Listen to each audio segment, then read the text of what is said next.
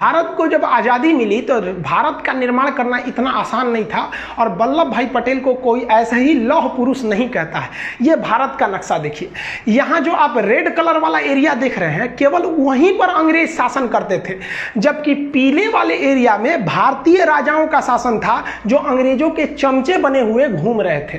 तो अंग्रेजों के जो चमचे बने के घूम रहे थे तो उन्हें हम लोग देसी रियासत कहते थे।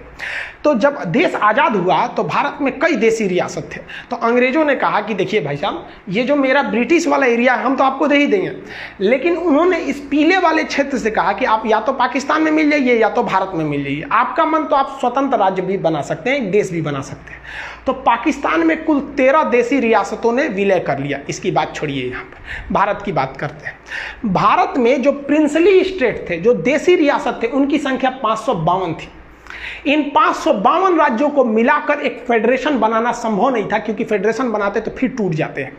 इसलिए सरदार पटेल की जिम्मेदारी दी गई कि इसको मिलाकर यूनियन बनाइए। इस काम में 3 लोगों की महत्वपूर्ण भूमिका है। सरदार पटेल, वीपी मेनन उस समय के आईएएस अधिकारी सचिव हुआ करते थे, और माउंटबेटन का भी योगदान है। ये तीनों क्वेश्चन पूछता है। एक बार एग्जाम में पूछा था कि राज्यों के एकीकरण में किसका योगदान था, सरदार पटेल और वीपी मेनन का नाम ही नहीं था, तो उस समय आप लगाएंगे माउंटबेटन को।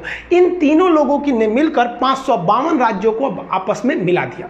लेकिन 3 राज्य ससुरे बड़ी मनबड़ था सब। अब वो 3 राज्य कौन कौन से, तो भाई एक हैदराबाद, यहां देखिए ये जो देख रहे हैं ना, ये पहले एक स्टेट हुआ करता था हैदराबाद, आज भले एक शहर है, एक स्टेट हुआ करता था।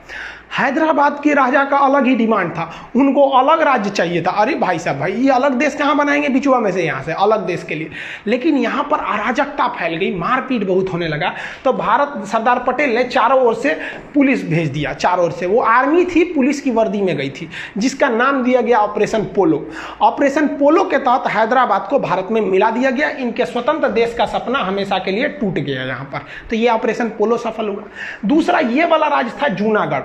जूनागढ़ क्या था कि जूनागढ़ की जनसंख्या जो थी, अधिकतर जनसंख्या हिंदू थी, लेकिन वहां के राजा जो थे वो मुस्लिम थे। तो जूनागढ़ ने कहा कि नहीं भाई, हम पाकिस्तान में जाना चाहते हैं। अरे भाई साहब, तू यहां से पाकिस्तान में कैसे जाएगा।